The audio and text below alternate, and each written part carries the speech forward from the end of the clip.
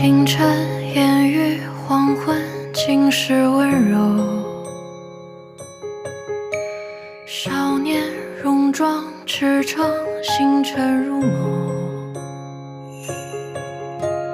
眼神温暖坚定，满笑辐射。是一段风华，一直留下，蓦然回首。冬天，雪花飘落的季节，你怀中却似春天，花香布满了世界，良辰好景如夏天，树影遮住了眷恋，庆幸与你在秋天，情深绵绵洒落，也偏偏情渐渐。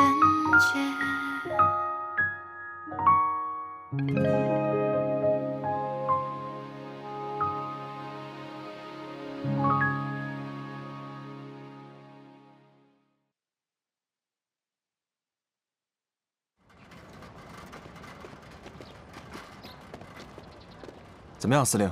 事情办妥了？廖先生跟几家外国的报社关系还不错，他答应帮我们刊登旧案重审的消息。所以在这压力之下，他不可能一拖再拖。但是穆小姐不是已经去找裴勋谈条件了吗？咱们还用逼他就范？像这样的老狐狸，我们必须软硬兼施，双管齐下。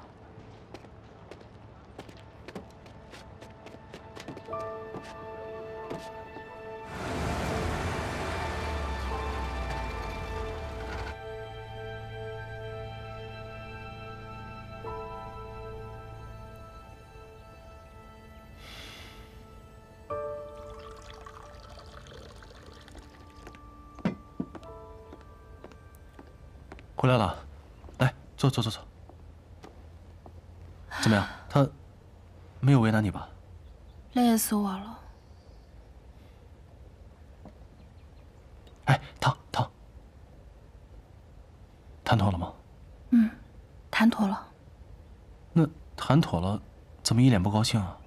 见过贪的，也没见过裴勋这么贪的，1分钱不出，活全我干，给他8成还嫌少。果然最狠的还是这些拿枪杆子的，这是无本万利的买卖啊！夫人呐，那你说的这些拿枪杆子的，包不包括我呀？你呀，你不仅让我赚不到钱，还让我倒贴钱。哎呀，夫人辛苦了啊！谁让我说了我要养你一辈子呢？话都说出口了，也只能认栽啦。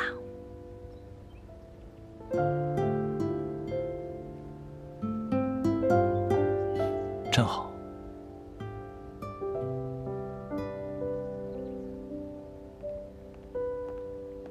二哥，原来你一直靠嫂子养啊！坐过去。那你不是成吃软饭呢？贾斯，你不说话，没人把你当哑巴啊！哦，你的公公真的够贪的。你的裴公子呢？哦，对了，那个裴勋有没有说什么时候开庭啊？没说，他只说一定会给我们穆家一个公道。公道，半真半假吧，但是商号分红可是源源不断的好处。我估计裴勋不会再与徐伯君勾结，胜算会在我们这边。胜算是有，就是太贵。嫂子，你别嫌贵。你想啊，这我要是跟裴公子在一起了，那咱们都是自己人。俗话说得好，肥水不流外人田。死丫头，胳膊肘往外拐，你还真把裴家当婆家了？二哥，你还好意思说我？我不过是帮裴家多说2句话，你就说我胳膊肘往外拐。可是嫂子还没跟你成亲呢，就给你花这么多钱。那你的意思是，嫂子也胳膊肘往外拐了？皮痒了是吧？啊，是不是皮痒了？啊！走了，拜拜。你别走，别走！臭丫头！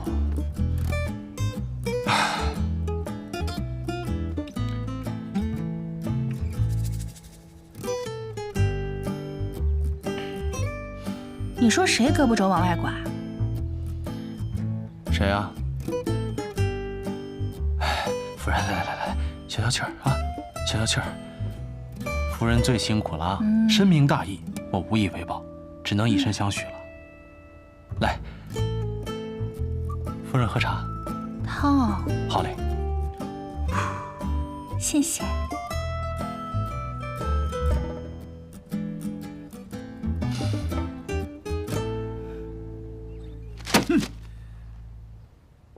裴勋这个老东西，他是要彻底跟我翻脸呐！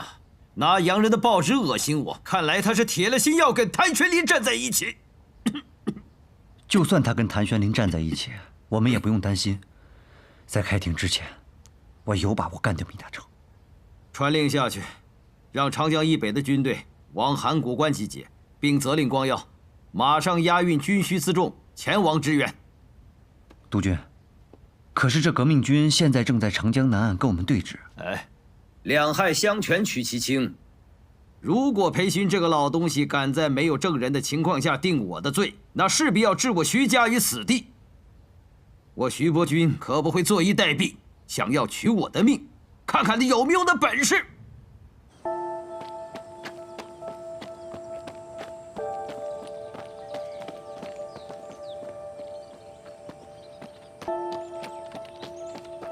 怎么回事？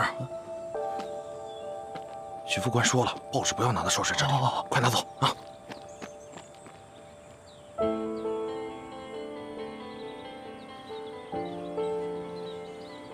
报告少帅，督军电报。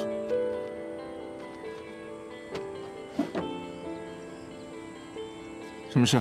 督军让你押送辎重去函谷关。可是我们的军队在长江边跟革命军对峙，这个时候去函谷关干嘛？督军电报上没有明说，但他要你5日内抵达，否则军法论处。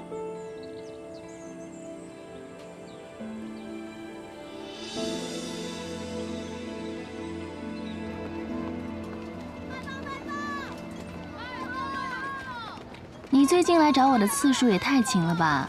是不是因为徐少帅、裴少帅都不在，实在闲得慌？你要是愿意陪我吃饭呀，我倒是宁愿他们都不在。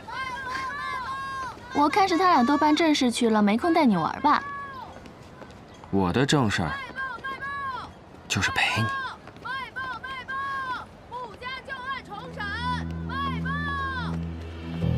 来，过来。我要2份。好，给您。谢谢。谢谢。号外！穆家旧案重审！外报耶！原来小叔叔打的是这个主意。这个谭玄林就是个小人，亏得光耀抓了他那么多把柄都放过了他，他竟然这样恩将仇报。你说什么呢？你没看报纸上写着找到了新的人证物证，当然要重新审讯啊。小叔叔帮穆家讨回公道，这有什么错？那你怎么知道这些人证物证不是伪造的？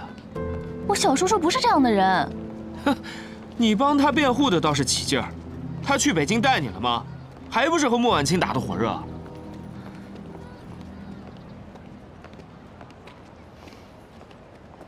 那你替徐光耀不平，你自己不还是被蒙在鼓里？他俩不是你的好兄弟吗？出了那么大的事，他们通知过你吗？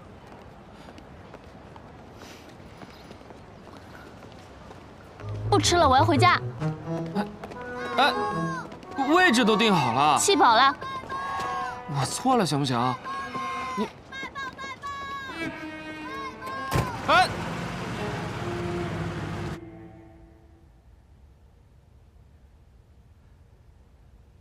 督军，谭司令，请。裴督军，这么晚了找我，是有什么要紧的事吗？谭司令，这事儿是你干的吧？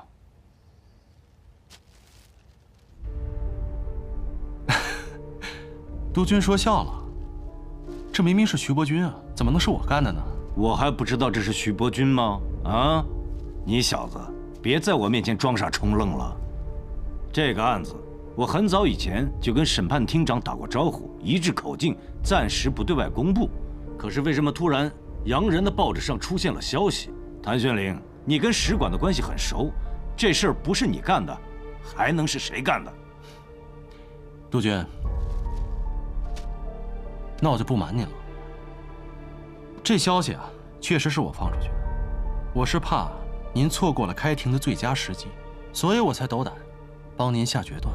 谭宣林，你不要以为用了你老婆的几箱银子，你就可以在老子面前自作主张。晚辈不敢。你不敢？事情你都做了，你还想在老子面前演戏是不是？晚辈说过了，我真的是怕您错过了开庭的最佳时机，我是为您着想啊。狗屁！你知不知道，徐伯钧驻扎在长江边上的几支部队已经开拔北上了，老子真跟徐伯钧打了起来。别说商号的那点银子，就连整个穆家填进来都填不饱。你小子口口声声的说为老子着想，你当老子是3岁的小孩吗？你可别忘了，你现在就在老子的地盘上，不光是你，还有你的老婆、妹妹，3条小命全攥在老子的手里。你胆敢再给我玩花招，小心我让你们全都有来无回。督军，我当然相信督军的能力，一定会让我们有来无回的。我斗胆问您一句，您想不想让徐伯钧也有来无回啊？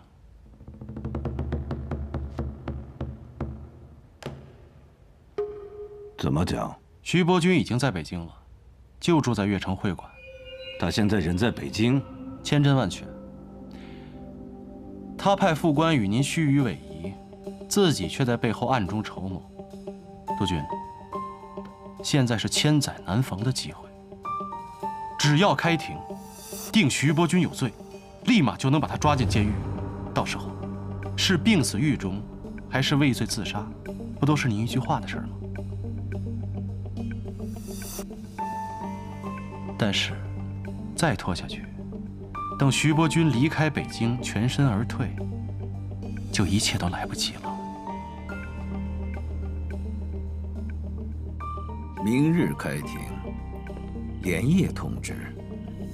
可见裴勋这个老东西是临时起意。是啊，高等审判庭连夜通知我们的，说明天上午10点开庭。督军，我们要不要早做打算？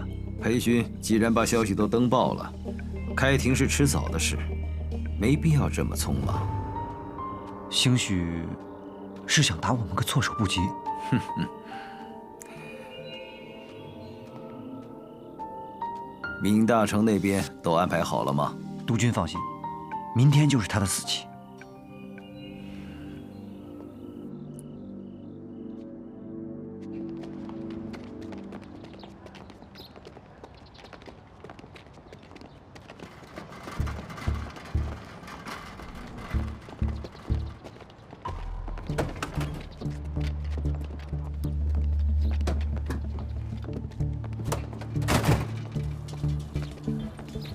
确认，人在车上。卖花嘞，卖花，来看看吧。先生，您看出来啊？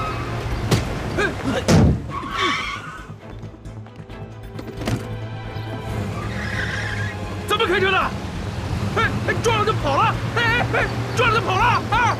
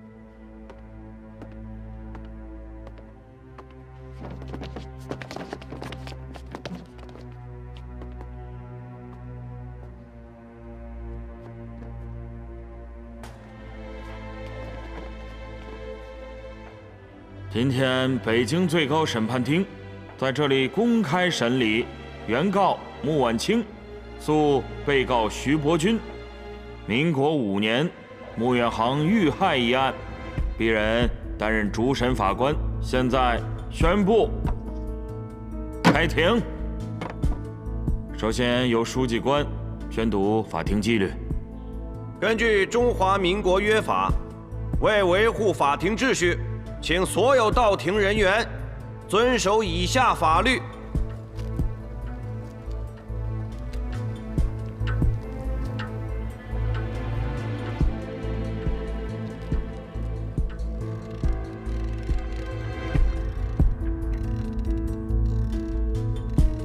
当年的尸检结果说我兄长的死亡时间是在下午1点钟，但是根据我兄长手表静止的时间，判定码头轰炸的时间在下午3点钟，因此判定了徐伯钧无罪。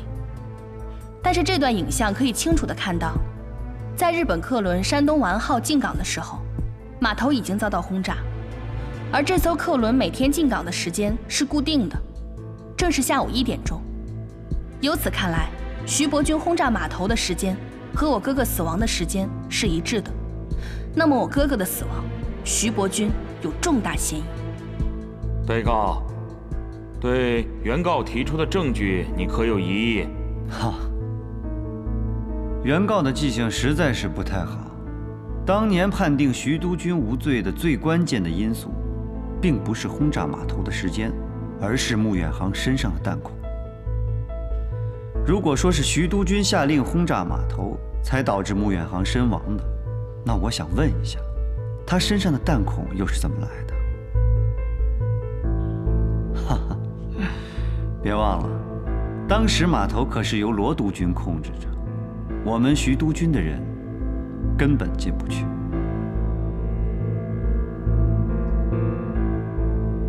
原告对被告提出的疑义，你可有新的证据提交？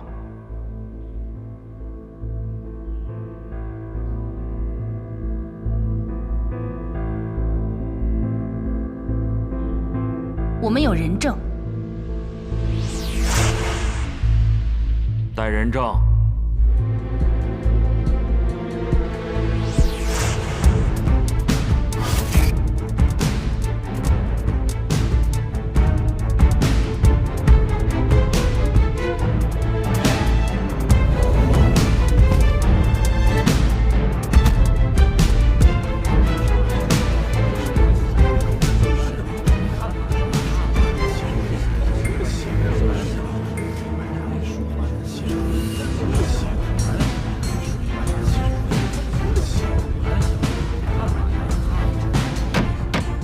肃静，肃静！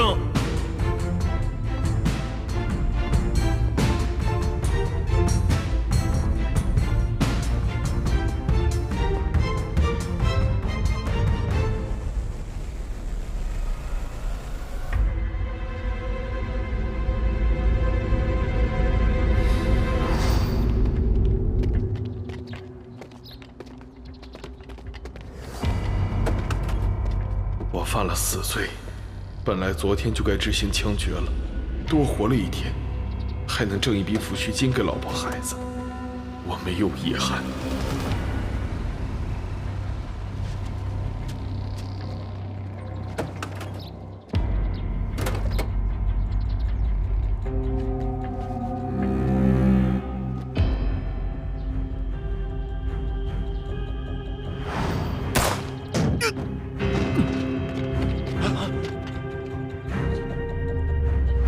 本证人闵大成在此当庭作证，证明10多年前的绑架杀害穆远航之案，真正的幕后凶手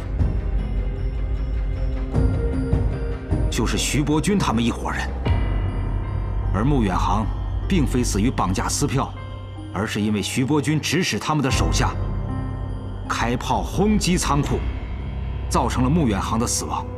此事我是亲身见证的，所以今天我愿意站在这个法庭之上，把当年的真相说出来，以证明徐伯钧及其手下的罪行，也请求法官可以做出公正的裁决。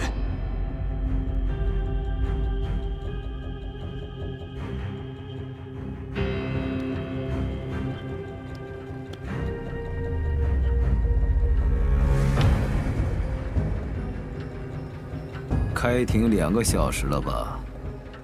是的，督军。没有人证，不应该审问这么长时间呐。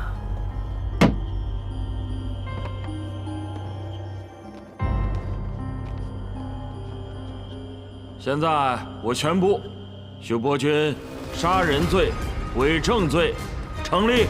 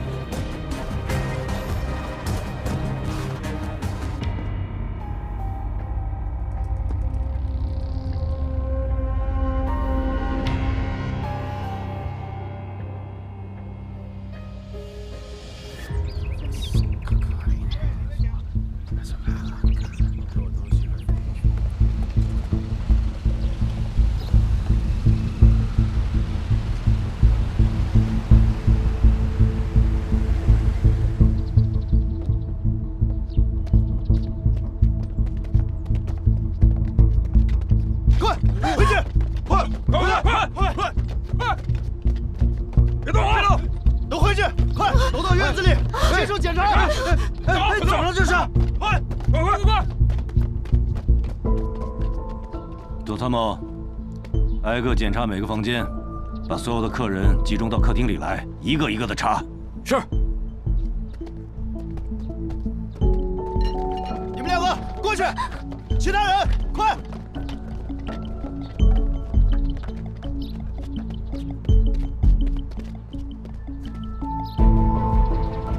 哎呀呀，几位长官，这是干什么呀？我们会馆一向是守法经营的呀。奉高等审判庭之命，越城督军徐伯钧滥杀平民、伪造证据，罪名成立，即刻予以逮捕。哎，长官，我们会馆是光绪年间几个越城商贩凑钱建的，和徐督军不相干呢。放心，没说和你有关系。我们只是得到消息，越城督军徐伯钧前几日便已来京，就下榻在你们越城会馆。这长官，怕是搞错了吧？徐督军若是来京，肯定入住6国饭店，不怎么可能入住我们这儿啊？况且我们这也没有徐督军的入住记录啊。这徐伯钧此次来京一定是经过乔装打扮的，肯定不会用自己的真名啊。大家不必惊慌，好好配合我们检查，我们只抓人犯，绝不伤及无辜。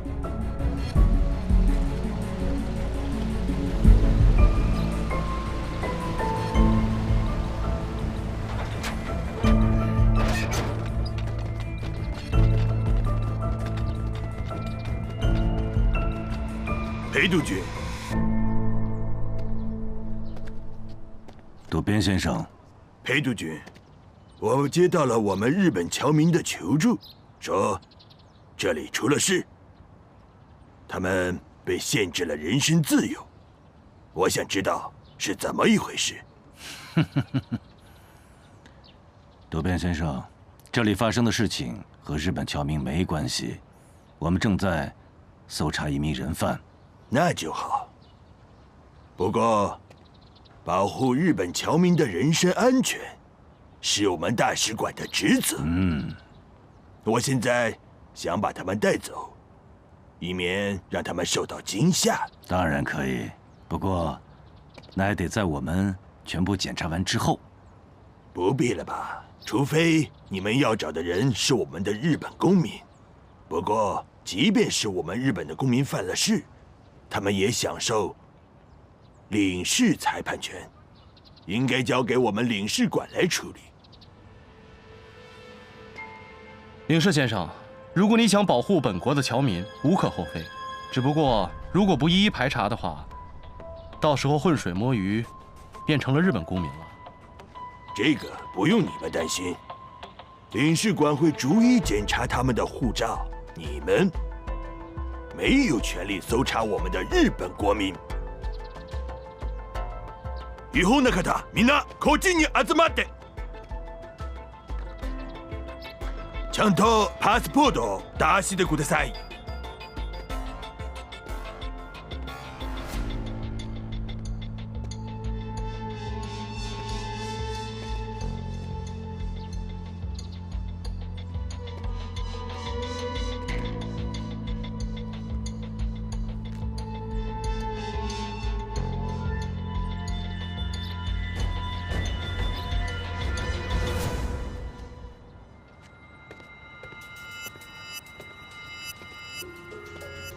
这位长官，我们日本侨民的事情，你们无权插手。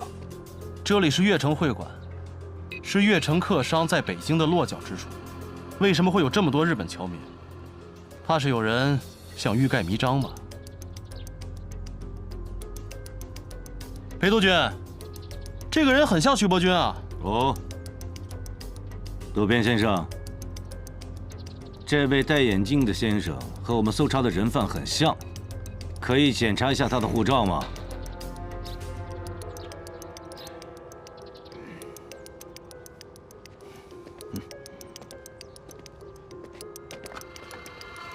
裴督军，护照我检查过了，没有问题。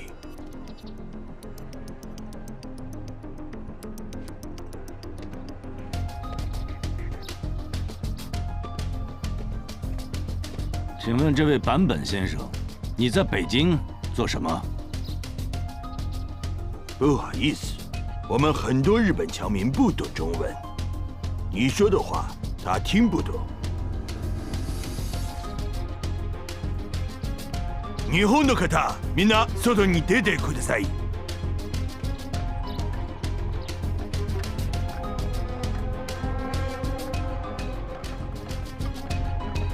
坂本和彦，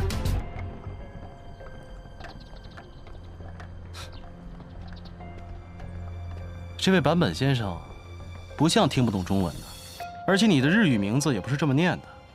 别装听不懂中文了，出来我们聊聊。我已经说过了，我们日本侨民的事情，你们无权插手。这里是中国，你们侨民中混进了要犯，我有权利干涉。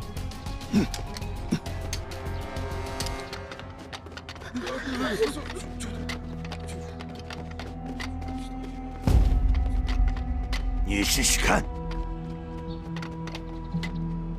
不错，这里是中国，所以我们日本公民享有领事裁判权和外交豁免权，你们无权搜查我们的国民。而我就是现在打死你，你们也无权审判我。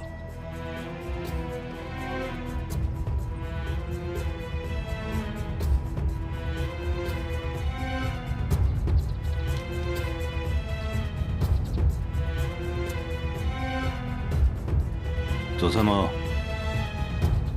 把枪放下。裴督军，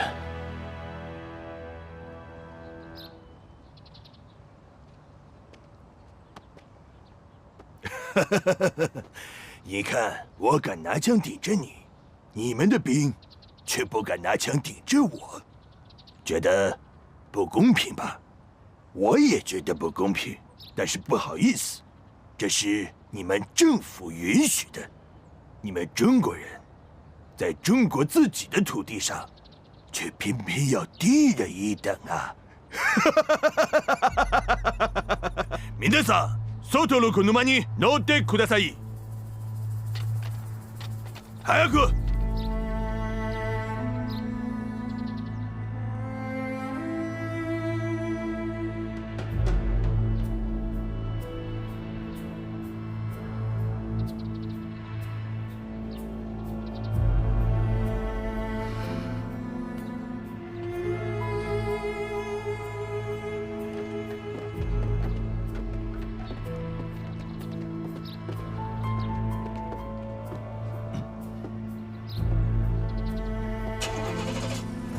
裴督军，我的事情办完了，你可以开始你的搜查了，石培。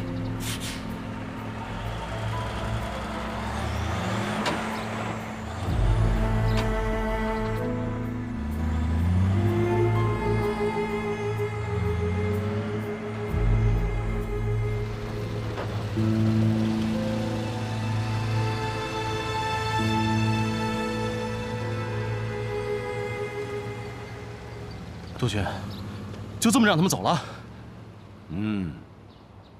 不然让我怎么办呢？啊？难道让我裴某人跟日本人动粗不成吗？他们现在肯定要去天津的日租界，我们现在可以在路上设卡拦截呀。如果真让徐伯钧进了租界，可什么都晚了。谭司令，这是老子的地盘，轮不着你来指手画脚的啊！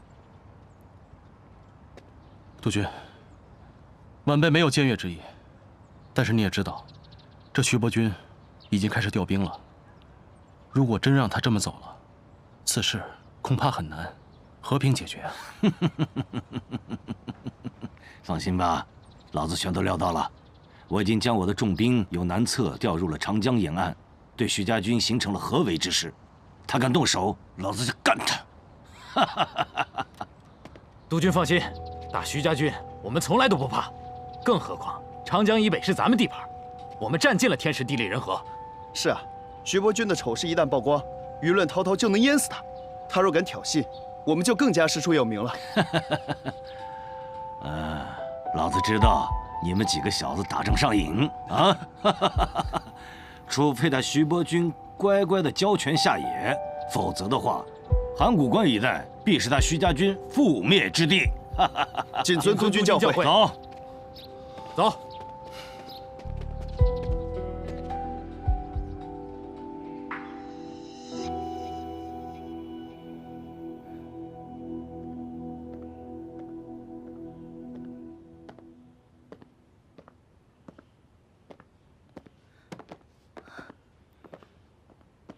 玄林，怎么样了？抓到徐伯钧了吗？对不起啊，让他跑了。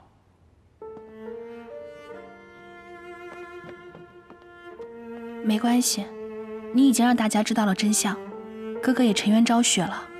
可是我还是没能给你一个真正的公道。你已经做得很好了。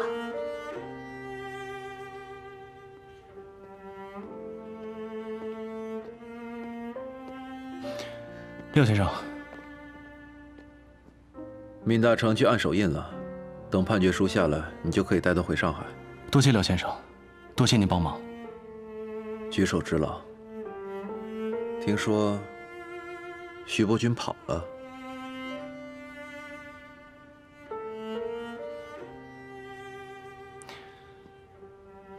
日本领事馆以保护侨民为由，把人从我们眼皮子底下带走了。那个日本领事抬出外交豁免权和领事裁判权对我们施压，我眼睁睁地看着徐伯钧上了日本领事馆的车，我却无能为力。这也不怪你，就连裴勋都不敢跟日本人硬顶，是换成谁都是无能为力。那个日本领事还说了，我们中国人在我们自己的国家，偏偏要低人一等，为什么呀，廖先生？裴勋带了那么多兵，在日本人面前连屁都不敢放。廖先生，我们的国家为什么会变成这样啊？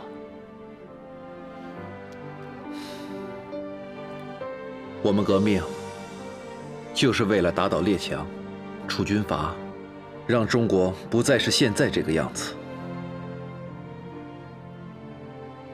我现在真的不知道，我费尽心思做的这些事情，是对还是错？你让真相大白于天下，怎么会是错呢？是啊，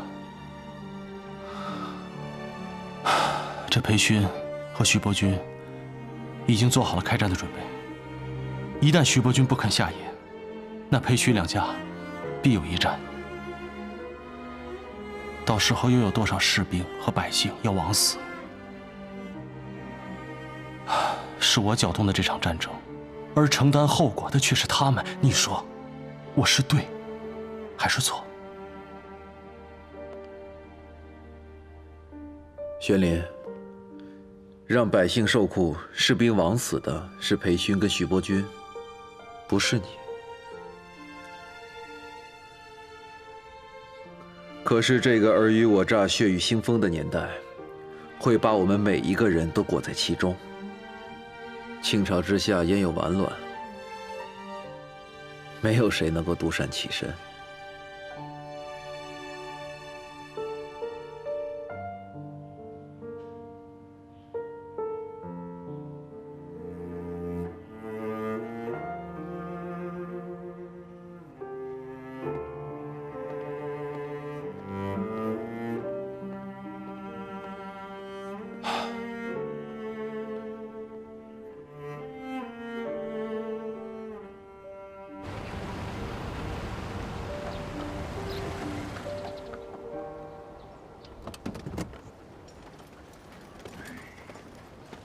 请。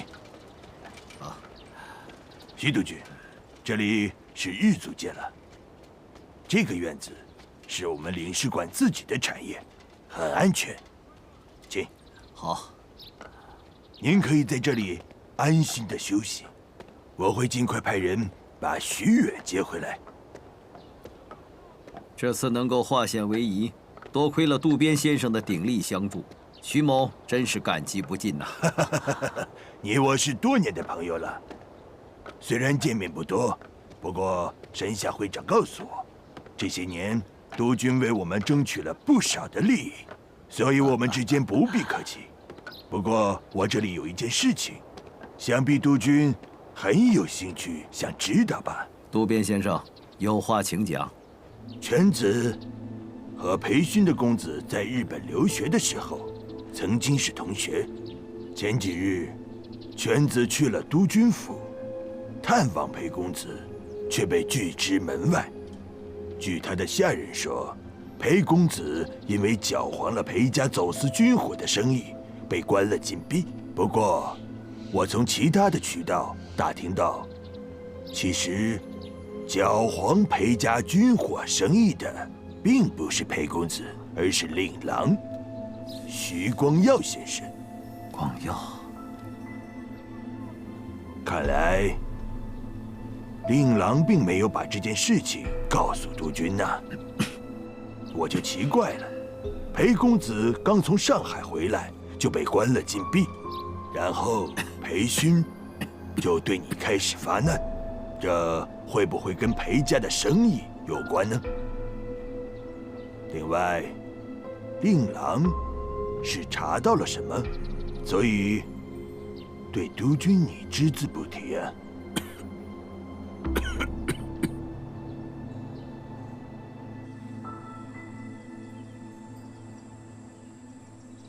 这次能扳倒徐伯钧，你立了大功。但是你毕竟有命案在身，所以如果我把你押回上海，即使不判死刑，这终身监禁也免不了。如果你现在走，或许还能隐姓埋名的活一辈子。自己选吧。其实，现在的生活对我来讲，每天都是一种煎熬。如果不是为了扳倒徐伯钧，我可能不会选择活到今天。你放心吧，穆婉婷在香港的生活，我会好好照顾。你是我这辈子信的最后一个人，希望我没有信错人。谭司令，我虽然表面上看起来是一个帮会的老板，可说到底，我根本就是徐伯钧手里的一个提线木偶。这么多年以来，没有一件事情是我自己能够说了算的。这种暗无天日的日子，我早就过厌了。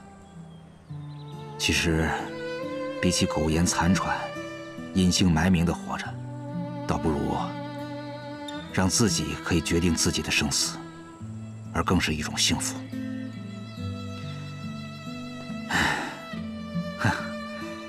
我以前也是一个军人，如果可以的话，我想选择以军人的方式来结束我的性命。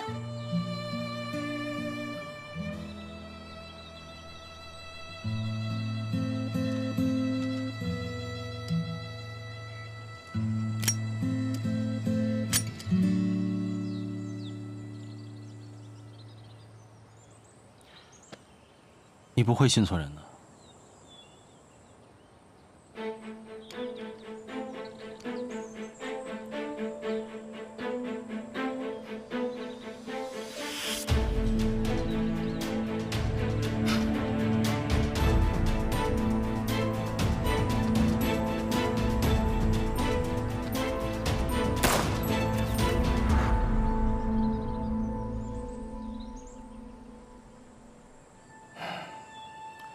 在京郊找一块合适的地方，给他埋了吧。泪化成雨满天，回到相遇的起点，一眼就见到你那张迷人侧脸，一望无际，天空海阔，我许下承诺，让红尘与我们一起陨落。若忘记你轮廓如何拼凑，让几个空将我俘获，拥抱着起落，余晖中扑火。这纷纷扰扰的人世间，竟然耗尽我一生落寞。就算策马与你高歌，